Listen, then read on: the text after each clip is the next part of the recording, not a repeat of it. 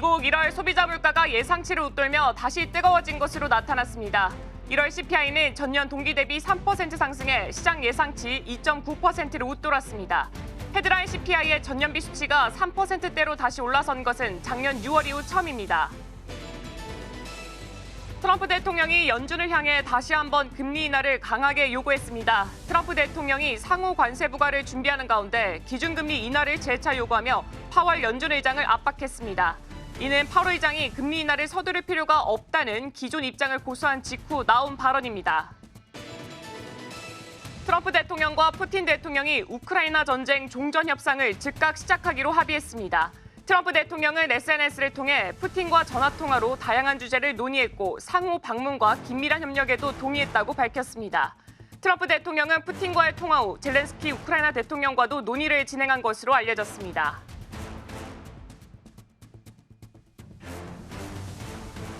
간밤 뉴욕에서 있었던 일 쉽고 빠르게 전해드리겠습니다. 안녕하세요. 글로벌 증시와이드 진행의 오은비입니다. 간밤 뉴욕 증시에서는 미국의 1월 CPI 지표가 발표가 됐습니다. 전년 대비했을 때는 3%, 전월 대비했을 때 0.5% 올라가면서 시장의 예상치를 상회했고요. 근원 CPI 또한 전년 동월 대비 3.3% 올라가면서 시장 예상치를 웃돌았습니다. 이번 발표로 인해서 시장 참여자들은 당분간 금리 동결 기조가 더욱더 강화될 것이라고 바라보고 있습니다.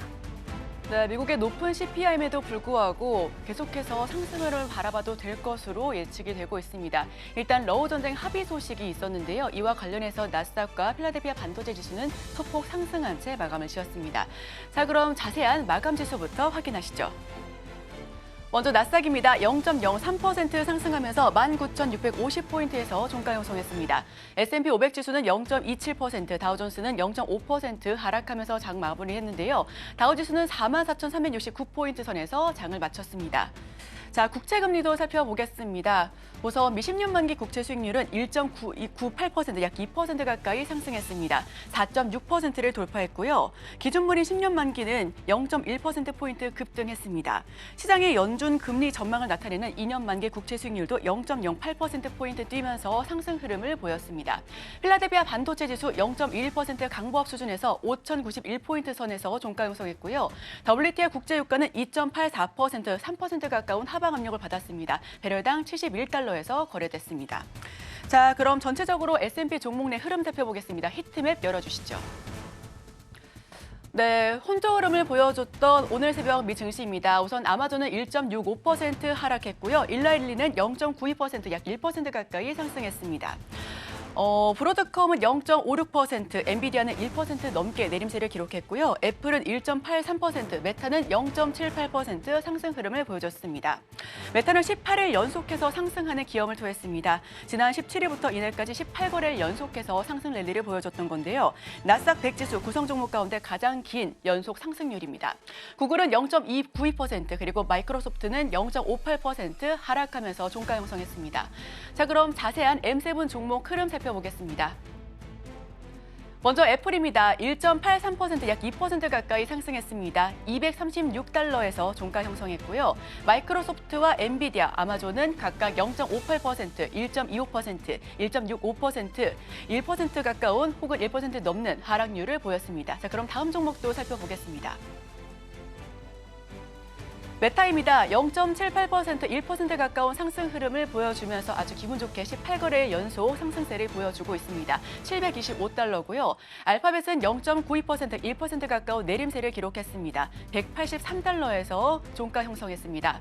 테슬라는 오랜만에 반등에 성공했죠. 2.44% 상승했고요. 336달러에서 거래가 마쳤습니다. 자, 오늘 아침 빼놓을 수 없는 글로벌 이슈 쉽게 읽어드리겠습니다. 아침에 읽는 어젯밤 미증시 이야기, 오늘 어떤 이슈들이 있었는지 함께 살펴보겠습니다.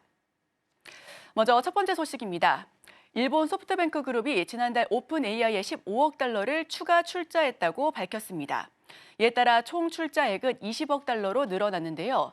소프트뱅크 그룹 CFO는 2024년 4월에서 12월 결산 설명회에서 향후 수백억 달러 추가 투자설에 대해 언급을 삼갔습니다.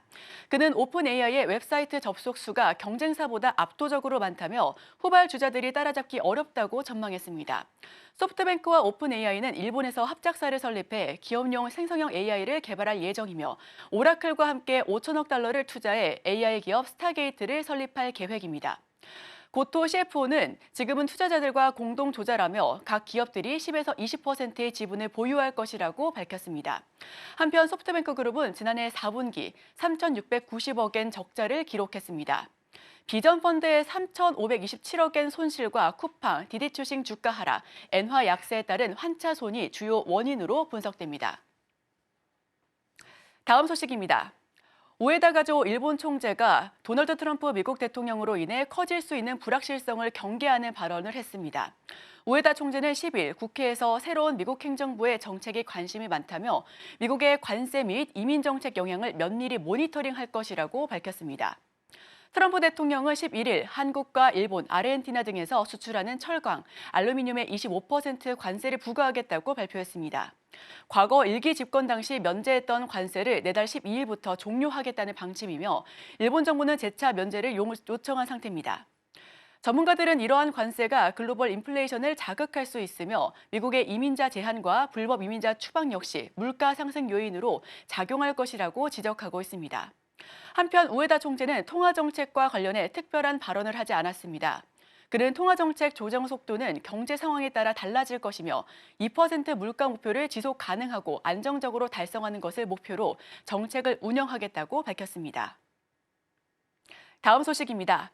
일본 혼다와 닛산 자동차가 오늘 합병 철회를 공식 발표할 예정입니다. 지난해 12월 협상을 시작한 지 약 2달 만입니다. 교도통신에 따르면 양사는 오늘 각각 이사회를 열어 경영 통합 협의 중단을 결정할 방침입니다. 혼다와 닛산은 2026년 8월 지주회사를 설립하고 양사가 지주회사의 자회사가 되는 방식으로 합병을 추진했으나 합병 방식에 대한 이견이 협상을 결렬시켰습니다. 혼다가 닛산을 자회사로 두는 방안을 제안하면서 닛산이 강하게 반발했고 결국 지난 6일 닛산 우치다 마코토 회장이 혼다 측에 협의 중단을 통보했습니다. 양사는 합병 철회와 별개로 닛산이 최대 주주인 미쓰비시 자동차와 함께 전기차용 소프트웨어 개발 협업은 계속 논의할 예정입니다. 교도통신은 자동차 산업의 전기차 전환 흐름 속에서 역사적인 재편 계획이 2달 만에 무산됐다고 평가했습니다.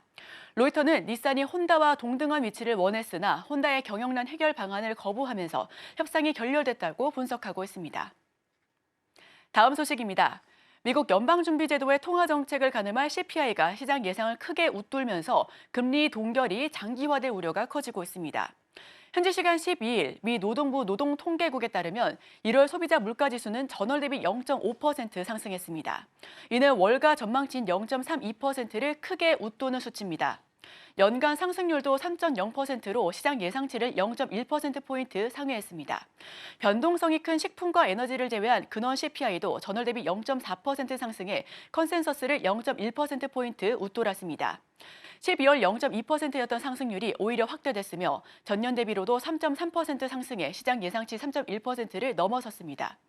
조류 인플루엔자 영향으로 달걀 가격이 15.2% 급등하면서 식품 물가가 0.4% 상승했고 휘발유 가격 회복으로 에너지도 1.1% 올랐습니다.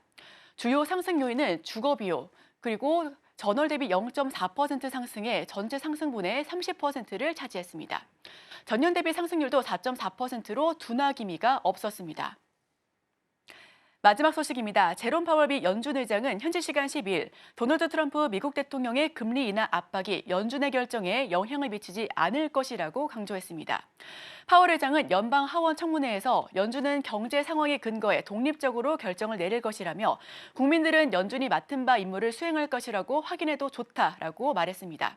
이는 같은 날 트럼프 대통령이 SNS에 금리는 인하해야 하며 이는 관세 정책과 함께 진행될 것이라고 언급한 것에 대한 반응으로 해석됩니다. 파월 의장은 전날 연방 상원 청문회에서도 미국 경제가 강한 성장세를 유지하고 있으며 인플레이션이 목표를 웃도는 상황에서 기존 금리 인하를 서두를 필요가 없다고 기존 입장을 재확인했습니다. 그는 이날 청문회에서도 물가 목표에 근접했지만 아직 도달하지 못했다며 당분간 긴축적인 통화 정책을 유지할 것이라고 밝혔습니다. 한편 트럼프 대통령의 핵심 정책인 관세 정책과 감세, 이민자 정책이 인플레이션을 유발할 수 있다는 우려가 지속되고 있는 것도 물가에 관련된 불확실성을 더하고 있습니다. 지금까지 아침 읽는 어젯밤 미증시 글로벌 이슈였습니다.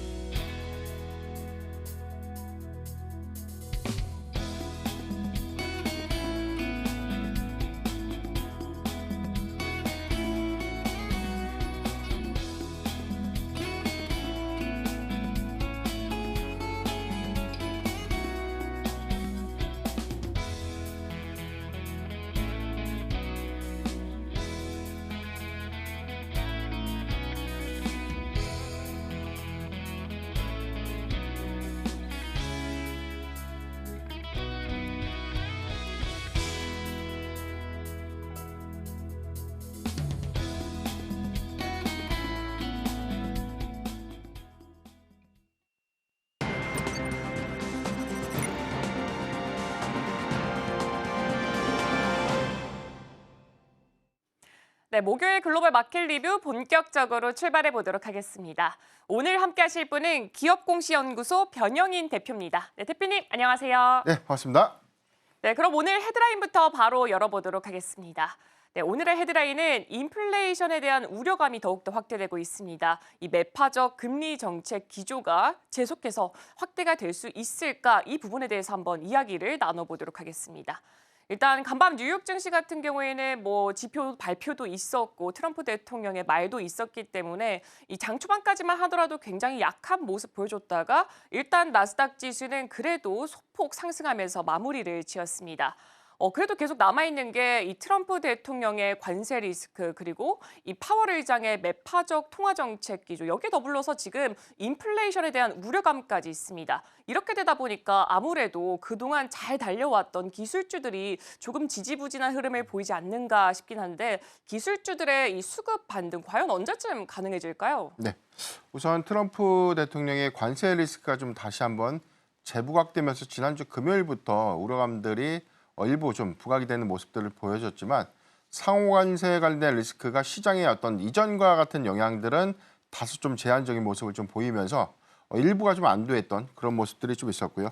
파월의 이 상원 청문회에서 이제 발표했던 매파적 금리 정책에 관련된 매파적 금리 정책에 관련된 스탠스를 이제 확인했기 때문에 당분간 금리 정책의 관점에서는 굉장히 매파적으로 좀 이어지지 않을까라는 우려감들 이런 것들이 상당히 좀 투심 관점에서 좀 선반영이 됐다라고 좀 볼 수 있겠습니다. 어제 발표했던 인플레이션 지표가 시장의 전망치를 좀 상회했던 점, 이 부분도 역시나 연준 입장에서는 굉장히 좀 큰 부담이 좀 될 건데 사실 제가 좀 우려했던 미국 증시의 시초의 어떤 이 추세 흐름 대비해서는 오히려 낙폭을 좀 축소했다는 점에 대한 의미를 좀 부여하고 싶고요. 여기에 대해서는 애플과 테슬라 그리고 메타의 상승세가 기술주 중심의 어떤 수급을 좀 더 이끌지 않았나. 그래서 나스닥이 강보합권에서 좀 상승 마감하게 된 그런 계기로 좀 이어지지 않았나라고 볼 수 있기 때문에 전반적인 어떤 사항들 투자 심리 관점에서는 그래도 1월 인플레이션 지표 우려감들은 사실상 3월이라든가 5월에 매파적인 어떤 금리 정책에 관련된 어떤 우려감들이 상당히 좀 반영됐던 그런 효과로 좀 이어지지 않았나라고 좀 판단을 해보겠고요. 다만 조금 선별적인 관점에서 실적 발표 소화 이후에 수급이 사실 과거보다는 수급의 상승 탄력도라든가 이런 부분들이 좀 많이 좀 떨어진 상태이기 때문에 개별적인 이슈 내지는 추가적인 어떤 모멘텀들이 좀 부각되는 그런 시점들에서 기술주들의 어떤 수급이 좀 달라지지 않을까라고 볼 수 있겠고요. 실적 발표 소화 이후에는 오히려 각각의 어떤 개별 요소들, 단기적 일정 이벤트 관점에서 AI에 관련된 전략이라든가 특히나 저조했던 어떤 실적 대비를 올해 이제 그 차기 가이던스를 얼마만큼 좀 충족시키면서 다음 실적에서 만회할 수 있는가 이런 것들에 대한 개선 여지가 좀 있기 때문에 저는 사실 전반적인 어떤 리스크 요인들이 상당히 조금 많이 좀 반영을 되고 반영을 좀 시키고 있는 그런 구간이다라고 볼 수 있기 때문에 점진적인 그리고 개별적인 종목들은 계속해서 좀 주목을 좀 해봐야 되지 않을까라고 좀 판단해 보겠습니다. 네, 빅테크들의 이 실적 발표 이후에는 시장은 일단 가이던스에 집중을 했습니다. 가이던스가 시장의 예상치보다 훨씬 더 잘 나오게 된다면 그쪽으로 수급이 이동하는 모습을 보여줬었고요. 특히나 지금은 예전 같았으면은 M7 모두 다 오르면은 함께 오르고 모두 다 떨어지면 또 함께 떨어지는 이런 기조를 보였다면 지금은 개별적인 이슈 위주로 모멘텀을 형성하면서 상승하는 모습 보여주고 있습니다. 투자실 때도 이런 모멘텀에 집중해 보시면 좋을 것 같습니다.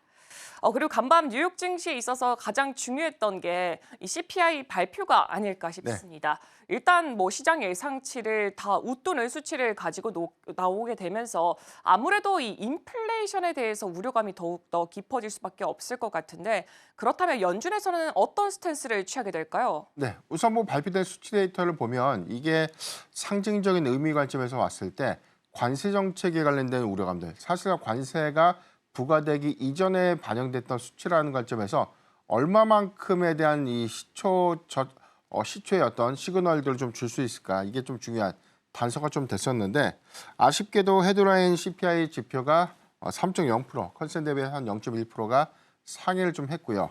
코어 CPI의 경우에는 시장 컨센이 오히려 한 0.1% 정도 전월보다는 좀 내려갈 것이다 라는 전망이 좀 나왔어요. 근데 이 부분이 실제 발표에서 뭐 3.3%를 좀 기록했기 때문에 컨센 대비해서는 0.2%가 좀 올라간 그런 수치가 굉장히 좀 부담스러운, 특히나 지금 뭐 인플레이션 지표가 그동안 연준에서 사실상 2008에서 한 2.9%대 여기서 좀 정체되는 흐름들 좀 보여줬던 그런 부분들이 3%대로 인플레이션 지표가 상회했던 그런 흐름들을 좀 보여줬기 때문에 지금 둔화도 상승도 아닌 정체 구간에서에 대한 방향성이 오히려 상승했다는 관점에 관련된 부담 요인으로 작용하지 않을까라고 볼 수 있겠습니다. 오스틴 구스비 총재의 경우에도 사실 해당되는 부분에서 금리는 내려가겠지만 시간 좀 걸릴 것이다라는 코멘트가 좀 있었고요. 최근에 파월 의장이 FOMC 정례 회의에서도 좀 언급했던 전반적인 어떤 금리를 조정하기 전에 인플레이션, 실질적인 어떤 진전 여부 그리고 노동 시장의 약세를 확인하는 데 초점을 좀 맞추겠다라고 좀 언급했던 부분들, 최근에 이 청문회에서도 언급했던 매파적 기조가 다시 한번 좀 확인됐던 그런 측면들을 좀 고려했을 때 올해 상반기까지 금리 인하는 사실상 좀 어렵지 않을까라는 관측들이 좀 나오고 있고요. 주요 IB 업체들이 좀 제기하고 있는 올해 전반적인 어떤 금리 인하의 점도표는 2회에서 또 1회로 좀 제시를 했습니다. 이 부분은 이 매파적인 어떤 기조가 조금 더 장기화될 수 있고 금리 인하의 어떤 횟수도 조금 더 보수적으로 좀 바뀌지 않을까라는 우려감들이 좀 부각이 됐는데, 좀 다른 점들은 좀 트럼프 대통령이 금리 인하에 관련된 압박을 계속해서 좀 표출하고 있다는 부분들, 이 부분은 집권 1기 때와 좀 유사한 흐름들 좀 보이고 있다는 점. 다만 관세 정책들이 현실화가 좀 된다는 부분들은 상당히 인플레이션의 상방 압력으로 좀 부담될 수 있는 부분이죠. 당연히 수입 물가가 올라가게 되고 이 부분이 시장에 미치는 영향을 좀 감안했을 땐 단기적인 상승 우려감들을 예상해 볼 수 있는 그런 부분들이기 때문에 인플레이션 지표가 사실 상반기까지는 약간 보수적인 스탠스로 좀 이어질 수 있겠고 지난해처럼 하반기에는 오히려 좀 더 완화될 수 있는 기조 여부, 특히나 인플레이션이 둔화세를 좀 보인다든가 고용 시장이 좀 냉각되는 그런 모습들이 부각이 좀 된다면 오히려 그런 정책들은 좀 유연하게 좀 변화될 수 있지 않을까라고 좀 판단해 보겠습니다.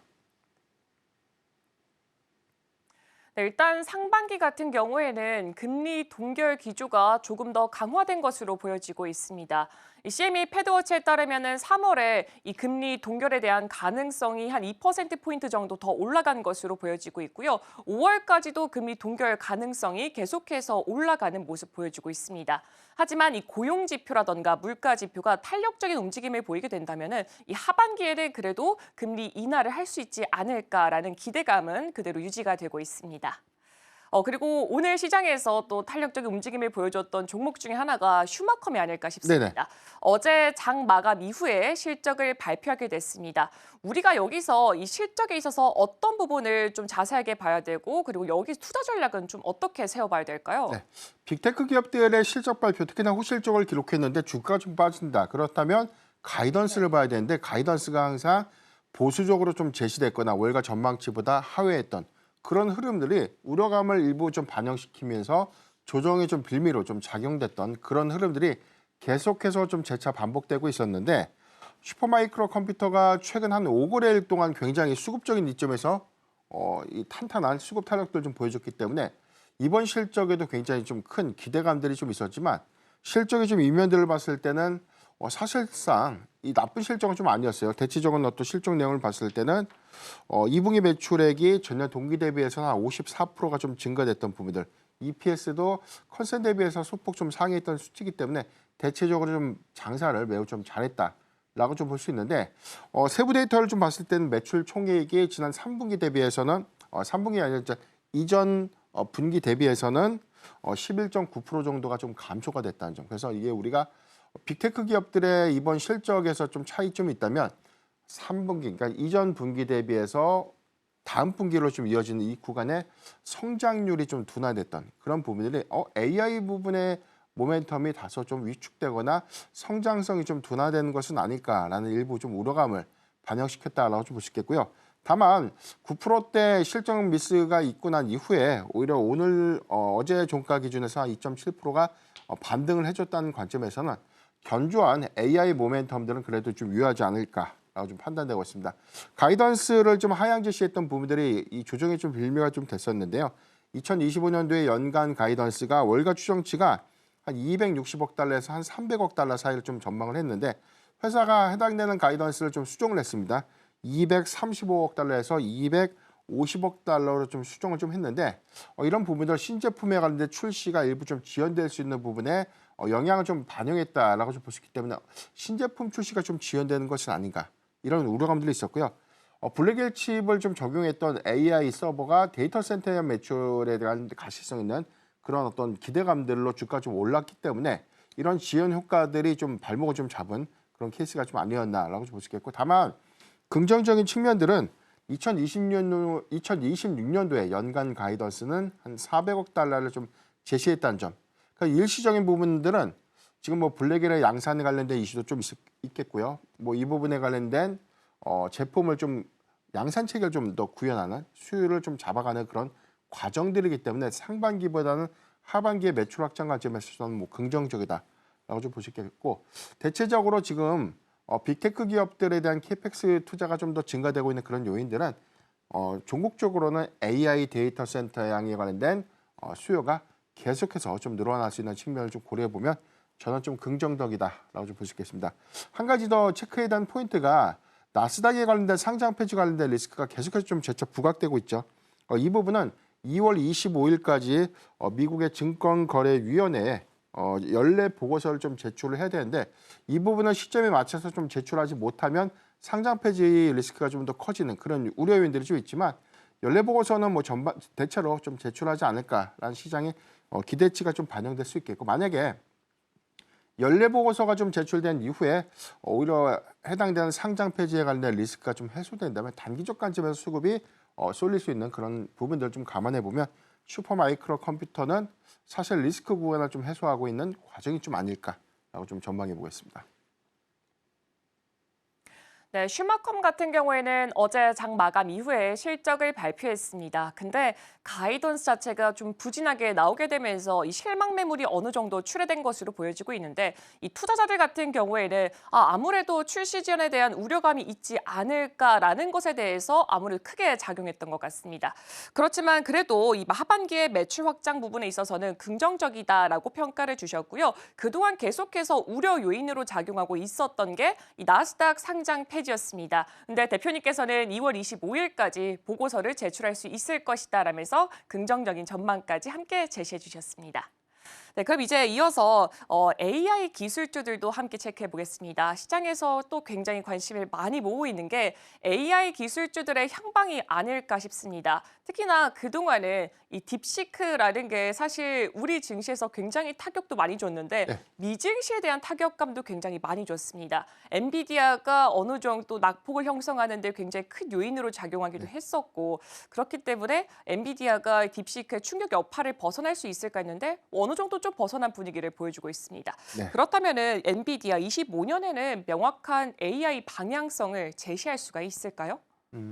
최근에 수급 기조 특히나 한 5거래일 연속 엔비디아가 좀 강한 상승 흐름들 좀 보여줬는데 딥시크 출시 이후에 오히려 저가형 AI 모델이 시장에 확장되는 그런 부분들은 빅테크 기업들이 현재 좀 추진하고 있는 캐펙스에 관련된 투자 지출을 보수적으로 선회되면서 오히려 투자 규모를 줄일 수 있겠다라는 우려감들이 좀 일부 반영이 됐고요. 이 부분은 이 대형 AI 뭐 데이터 센터에 관련된 투자 계획도 축소가 좀 됐던 부분들. 이 부분은 전체 매출 포션의 한 87%가 AI 데이터 센터형 매출로 좀 구성되고 있는 엔비디아의 실적 훼손에 관련된 우려감으로 좀 작용을 했기 때문에 단기적인 급락 조정의 어떤 빌미가 좀 됐었는데 이런 부분들이 딥시크가 좀 출시되고 나서 현재까지 계속해서 나오고 있는 부분들이 개발 비용에 관련된 신뢰성 의문들 그리고 딥시크 출시 이후에 뭐 글로벌 이 각국들이 해당되는 서비스를 뭐 제한한다거나 뭐 통제하는 그런 조치들로 인해서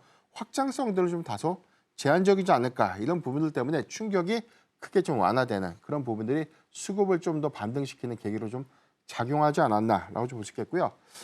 두 가지 또 체크 포인트가 있는데 지금 미국 빅테크 기업들 특히나 뭐 마이크로소프트, 알파벳, 뭐 아마존, 메타 같은 그런 기업들이 실적 발표 이후에 컨퍼런스 콜에서 언급했던 자본적 지출에 대한 규모를 2024년도 대비해서 올해 좀 상향을 했어요.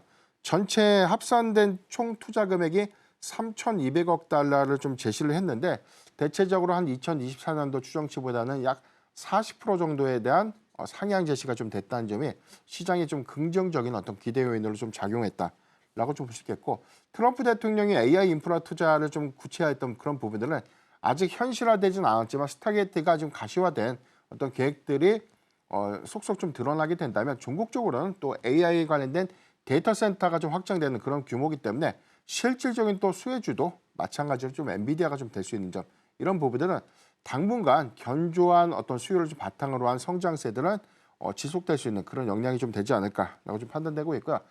다만 좀 아쉬운 그런 부분들은 노이즈 관점에서 지금 딥시크 출시가 단순하게 개발 비용에 관련된 어떤 이슈를 좀 논의를 하더라도 미국이 중국에 대한 수출 규제를 좀 강화했음에도 불구하고 만들어진 AI 모델이죠. 그렇기 때문에 앞으로 트럼프 행정부에서 중국에 대한 반도체 수출 규제가 좀 더 강화된다면 중국향 매출의 일부 좀 훼손이 좀 불가피한 그런 우려감들이 좀 있겠고요. 두 번째는 빅테크 기업들의 자체 칩을 좀 구현하는 그런 과정 중에서 커스텀 반도체에 관련 수요가 앞으로 더 증가될 수 있는 그런 요인들은 중장기 관점에서 이 엔비디아의 어떤 수요가 좀 위축될 수 있는 그런 계기로 좀 이어질 수 있는 부분들은 현재보다는 중장기 관점에서에 관련된 영향으로 좀 나타내 줄 수 있는 그런 부분이지만 단기적 영향은 좀 제한적인 그런 차이를 좀 고려해 봤을 때 관건은 좀 26일 실적 발표에서 얼마만큼에 관련된 AI 전략을 좀 잘 제시를 해줄까 이 부분이 좀 중요한 단서가 좀 되지 않을까라고 볼 수 있겠고 블랙일에 관련된 양산 노이즈가 계속해서 좀 재차 발목을 좀 잡고 있는 형국이 있기 때문에 이번 4분기에 얼마만큼 블랙일에 관련된 출하량이라든가 매출 기여 효과 내지는 수율에 관련된 어떤 이슈를 얼마만큼 좀 잘 해소를 했는가라는 구체적인 어떤 체크 포인트도 우리가 좀 잘 주목을 좀 해봐야 되지 않을까라고 좀 판단해 보겠습니다. 네, 요즘 빅테크들 같은 경우에는 이 AI 데이터 센터의 대규모 투자를 확대를 하는 모습을 보여주고 있습니다. 이렇게 되면서 엔비디아 향후 전망에 있어서는 긍정적이다라고 평가를 내릴 수 있겠고요. 일단 우리가 가장 중요하게 생각할 부분은 다가오는 26일에 있을 엔비디아 실적 발표입니다. 마찬가지로 가이던스를 얼만큼 제시하고 이 블랙일 수요가 어떻게 되고 있고 그에 맞춰서 양산이 잘 나가고 있는지 이 부분에 한번 주목해 보시면 좋을 것 같습니다. 그리고 또 딥시크 이야기가 나왔으니까 사실 이 비아디가 얼마 전에 좀 충격적인 발표를 했습니다. 네네. 자율주행 관련된 발표인데 지금 딥시크와 또 손을 잡았다라고 합니다.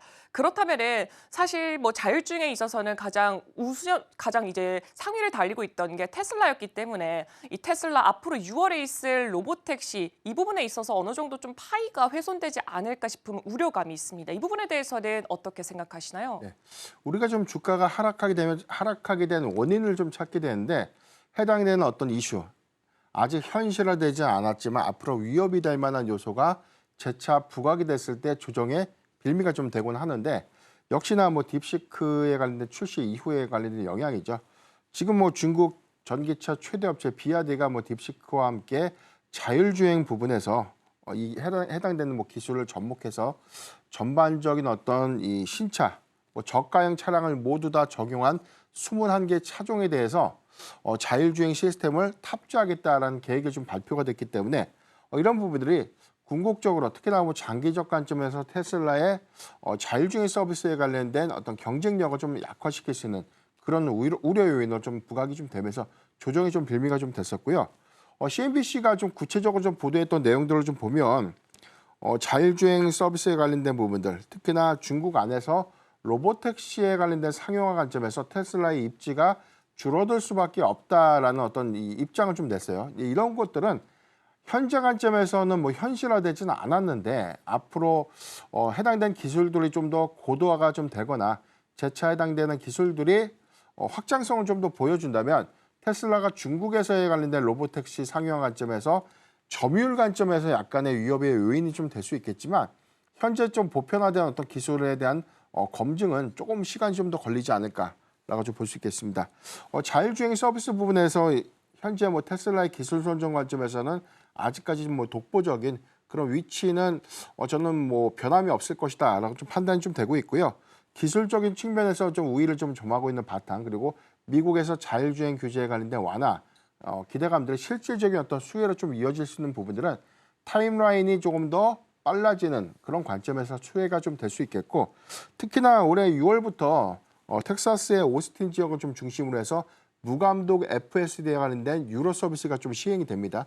여기서 이제 시범적으로 좀 진행을 하고 난 이후에 점진적으로 어떤 확장 기조를 좀 더 보인다면 성과로 좀 이어질 수 있는 측면들 좀 기대될 수 있는 요인들이고요. 특히나 올해 하반기부터 이 미국의 주요 대도시 거점들 좀 비롯해서 로보택시의 어떤 부분 상용화가 좀 시작되는 그런 부분들은 안전성 관점에서에 대한 이슈만 좀 해소해 나간다면 확장성 관점에서 테슬라가 당분간 독보적인 어떤 시장 선점 위치에서 우위를 좀 점하지 않을까라고 좀 볼 수 있겠고 잠재적인 요인은 뭐 중국뿐만이 아니라 뭐 한국 같은 우리나라도 마찬가지로 뭐 자율주행에 관련된 어떤 이런 전략들 이런 것들에 관련된 상용화 타임라인이 아직 뭐 구체화되지 못했지만 장기적 관점에서 뭐 개별 국가들도 도입 이슈가 좀 부각될 수 있기 때문에 저는 뭐 테슬라의 영향은 좀 제한적이다라고 볼 수 있겠고 오히려 주가의 하락 부분들은 매수의 좀 기회로 활용할 수 있지 않을까라고 판단해 보겠습니다. 네, 비아디가 이 자율주행 서비스를 내놓게 됐습니다. 근데 여기서 중요한 건 아직까지는 이 시장 검증이 완벽하게 마치지 않았다라는 점입니다. 하지만 이렇게 비아디가 자율주행을 내놓게 되면서 이 자율주행 시장에 있어서 탄력적인 성장 기대감은 계속해서 유지가 되고 있고요. 만약 더 확장이 된다면 자율주행에서 1위를 달리고 있는 테슬라에게는 오히려 이게 희소식으로 또 전달이 될 수도 있다라는 부분까지도 함께 체크해 보시면 좋을 것 같습니다. 그리고 또 간밤에 나왔던 소식 중에 하나가 이 미국의 하원 의장이 백악관은 이 자동차와 의약품은 상호 관세 면제를 고려하고 있다라면서 다시 한 번 더 좀 스탠스의 변화를 주는 걸 볼 수가 있었습니다. 그동안 이 주요 품목별로 만약에 관세를 매기게 된다면 자동차와 의약품 그리고 반도체가 항상 꼽혔었거든요. 근데 반도체는 좀 빠졌고 자동차와 의약품이다. 그리고 상호 관세를 부과를 할 거를 이 모디 총리가 오기 전까지는 발표를 할 거다라면서 또 관세에 대해서 포지션을 바꿨습니다. 여기에서 시사하는 바는 어떤 게 있을까요? 네, 대답은 역시나 협상용 카드로 네. 활용될 수 있는 가능성은 좀 매우 높다라고 좀 볼 수 있는데 우리가 상호 관세라는 것은 일반적인 관세와의 유형이 좀 다르죠. 상대국이 관세를 많이 올리면 역시 같이 맞춰서 올릴 것이고 만약에 관세를 내리거나 면제하면 같이 내리거나 면제 조치를 좀 취할 수 있는 그런 부분들인데 일단 상호 관세가 보편적 관세의 부과와는 좀 다르게 사실 압박카드로 좀 활용하기보다는 무역 불균형 관련된 관점에 해당 품목들을 좀 타깃으로 해서 모든 국가가 아니라 특정 국가를 좀 지칭할 수 있는 관점의 차이가 좀 있기 때문에 이런 부분들은 충분히 해당 국가의 협상을 좀 통해서 조금 진전을 좀 이룰 수 있는 그런 부분들을 좀 기대할 수 있겠고요. 상호 관세가 아직 해당되는 국가라든가 주요 품목들이 좀 더 확대되지 않았지만 계속해서 뭐 트럼프 대통령이 관세 정책을 좀 묘미하게 조금 이렇게 바꾸면서 좀 대응을 하고 있는 그런 부분들을 감안해 보면 역시나 미국의 많은 선물 보따리를 좀 가져다주는 그런 국가에 대해서는 관세를 좀 유연한 그런 어떤 정책으로 좀 적용을 좀 해줄 것이고 반대로 좀 더 강경한 기조를 좀 보이고 있는 국가들의 경우에는 고율의 관세를 좀 부과하면서 미국의 압박 수위가 좀 더 강화되지 않을까. 우리가 뭐 철강과 알루미늄 부분에 대해서 25%에 관련된 관세 부과가 좀 현실화가 좀 됐고, 그동안 우리가 트럼프 집권 1기 때 쿼터제를 우리나라가 좀 수용하면서 철강 부분에 대해서 좀 면세 조치를 받았어요. 이 부분은 지금 완전히 또 뒤엎는 그런 부분들은 한국과 미국의 향후의 무역 협정을 통해서 충분히 저는 협상이 좀 진전을 좀 이룰 수 있겠다라고 좀 볼 수 있기 때문에 지나친 우려감들보다는 지금 시장이 좀 받아들이는 그런 속도감들은 관세에 관련된 리스크보다는 협상용으로 해서 이 영향이 중장기보다는 좀 단기적으로 좀 끝날 가능성이 높다라는 부분으로 좀 안도를 좀 했기 때문에 오히려 그런 관점에서 좀 봤을 때 관세 리스크에 관련된 시장의 파급적인 어떤 영향은 좀 제한적이다. 다만 주목은 해야 된다라고 좀 말씀드렸습니다. 네, 역시나 이번에도 관세를 이 포지션을 바꾼 이유는 협상 카드로 이용할 가능성이 높다라고 말씀 주셨고요. 시장에서는 단기적으로는 어느 정도 살짝 영향이 있을지 몰라도 크게 리스크 요인은 아니다. 하지만 주목을 해야 된다라고 말씀을 주셨습니다. 네, 지금까지 기업공시연구소 변영인 대표와 함께했습니다. 네, 대표님 오늘도 말씀 고맙습니다. 네, 감사합니다.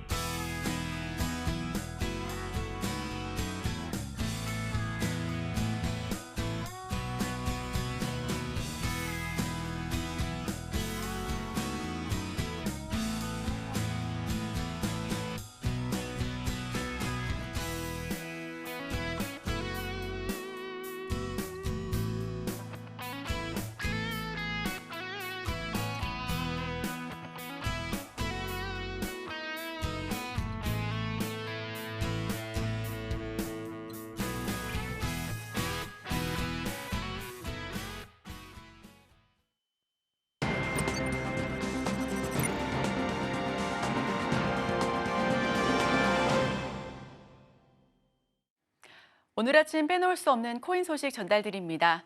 먼저 조금 전 들어온 소식부터 말씀드리겠습니다.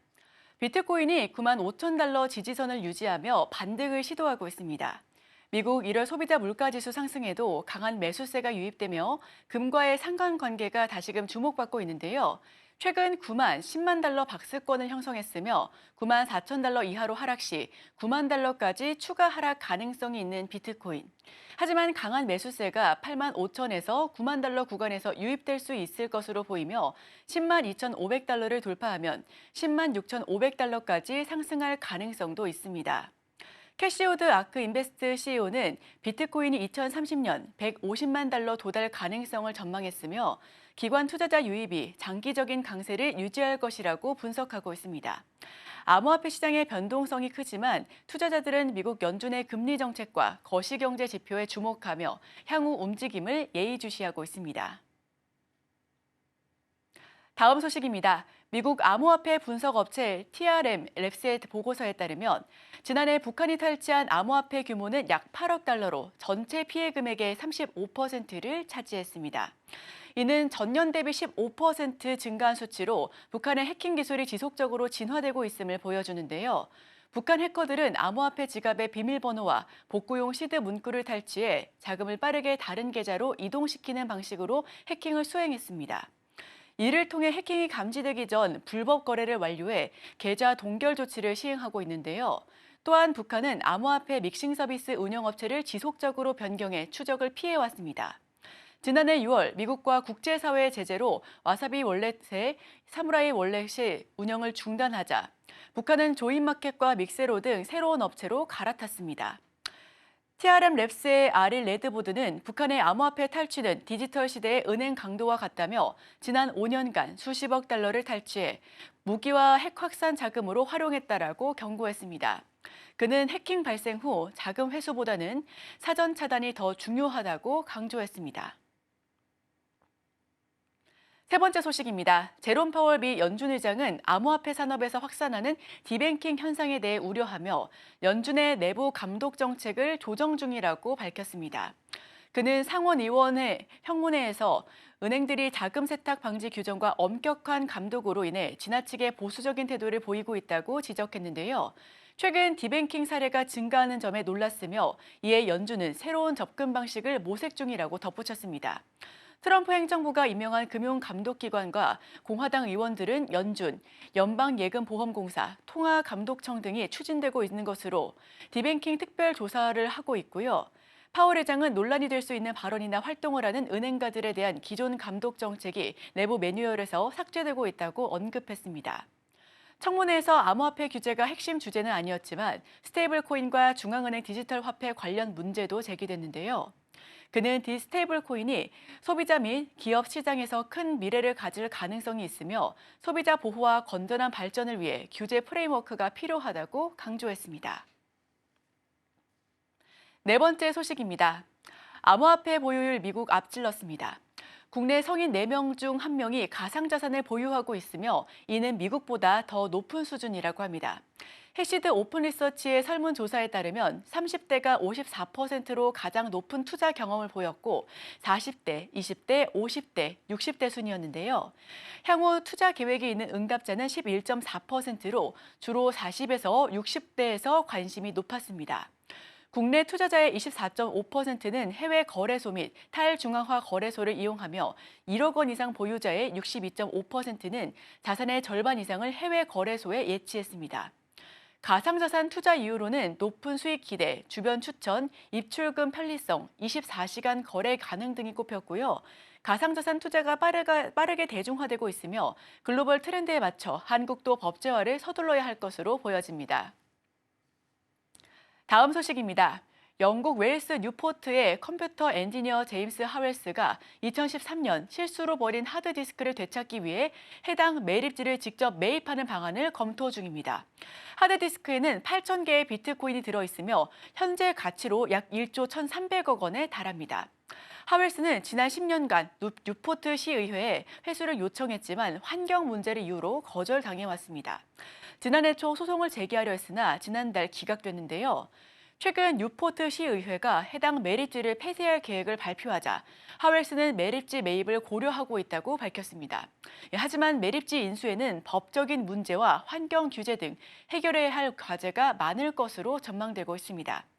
뉴포트 시의회는 아직 하웰스의 매립지 인수 가능성에 대한 공식 입장을 내놓지 않고 있습니다. 마지막 소식입니다. 일본 금융청이 암호화폐 세율을 기존 55%에서 20%로 인하하는 방안을 검토 중이며 비트코인 현물 ETF 승인 가능성도 논의하고 있습니다. 이는 일본의 투자 환경을 크게 변화시킬 전망이고요. 일본 정부는 암호화폐 시장 활성화를 위한 전략적 조치로 규제 완화를 추진 중이며 2025년 6월 정책 개정안을 발표하고 2026년 정기국회에서 법안 개정을 추진할 계획입니다. 세율 인하는 금융소득세와 동일한 수준으로 조정되며 개인 및 기관 투자자의 유입을 촉진할 수 있을 것으로 예상됩니다. 또한 미국 SEC의 ETF 승인에 맞춰 일본도 비트코인 ETF 도입을 검토 중이며 승인 시 기관 투자자의 시장 참여가 증가할 전망입니다. 일본의 정책 변화는 글로벌 트렌드와 맞물려 있으며 소프트뱅크를 비롯한 대기업들의 암호화폐 투자 확대도 영향을 미칠 것으로 보여집니다. 일본이 규제 완화를 본격 추진하면 글로벌 암호화폐 시장에 미치는 영향이 클 것으로 전망되며 아시아 지역의 규제 완화 논의도 더욱 활발해질 것으로 예상됩니다. 지금까지 암호화폐 소식 전달드렸습니다.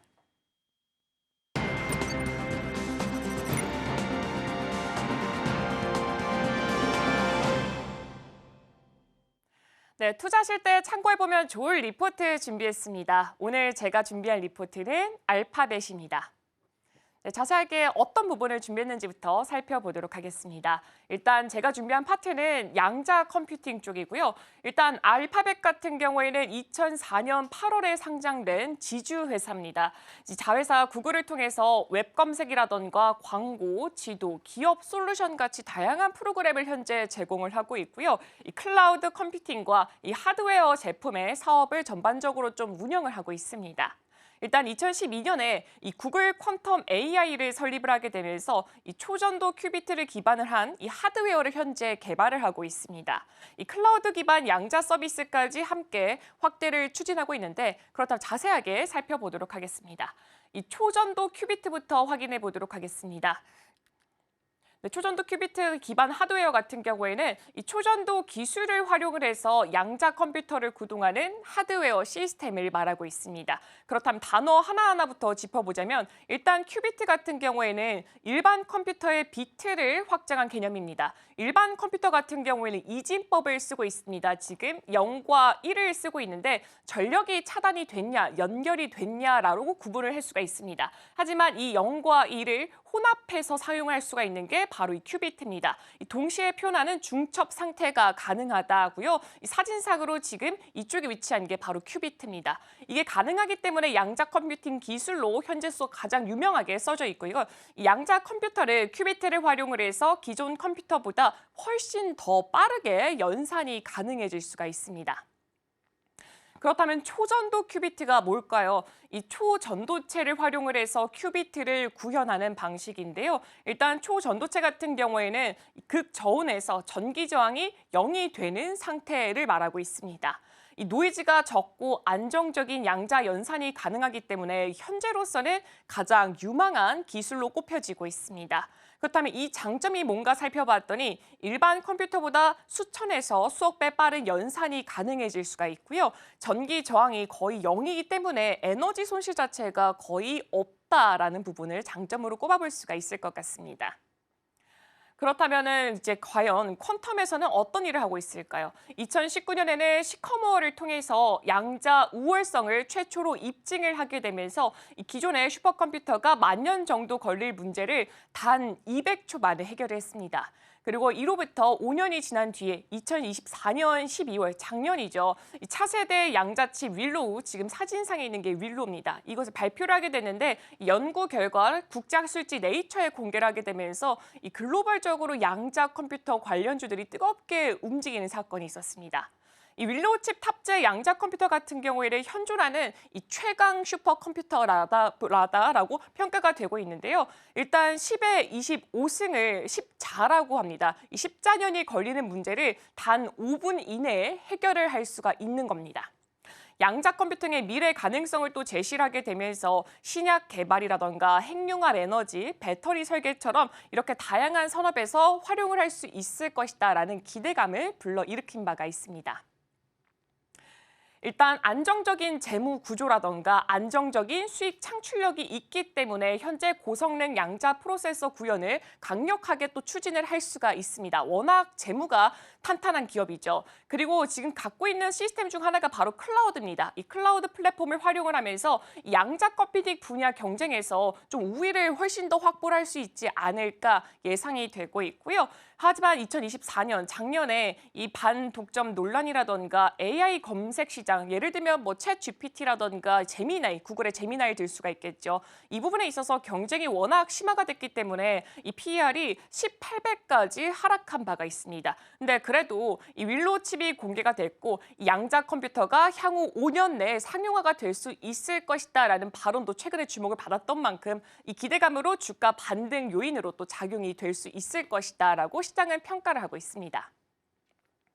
그리고 최근의 성과와 로드맵도 살펴보도록 하겠습니다. 일단 양자 오류 해결을 통해서 계산 안정성을 강화하는 것에 지금 포커스를 맞추고 있습니다. 이 구글 퀀텀 AI의 핵심 과제를 살펴봤더니 양자 컴퓨팅의 안정성을 향상시키고 상용화까지 지금 바라보고 있는 상태입니다. 현재 양자 컴퓨터 같은 경우에는 노이즈라던가 오류의 정정 한계가 있기 때문에 대규모의 계산까지는 아직까지 어려운 상태에 놓여져 있습니다. 그래서 그 해결 방법으로 고정밀 큐비트를 구현을 하면서 오류 정정 알고리즘을 함께 개발을 하고 있고요. 이 부분에 또 집중적으로 금액을 들여서 투자를 하고 있습니다. 그리고 2030년까지 이 100만 큐비트 양자 컴퓨터를 개발할 것을 지금 목표로 두고 있는데요. 일단 고정밀 큐비트 같은 경우에는 오류 자체를 줄여드릴 수가 있고요. 큐비트의 숫자가 늘면 늘수록 계산 용량을 훨씬 더 많이 늘려갈 수가 있습니다. 이런 방법을 통해서 현재 구글은 양자 컴퓨터 시장에 있어서 파일을 더 높여가고 입지를 굳건하게 다져가는 분위기를 보여주고 있습니다.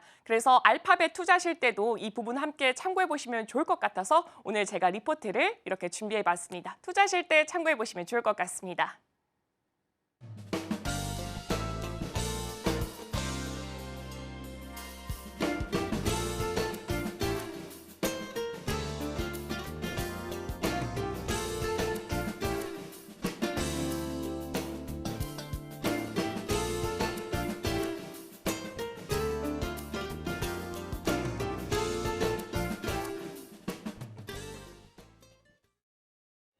네, 오늘 글로벌 증시 와이드가 준비한 소식은 여기까지입니다.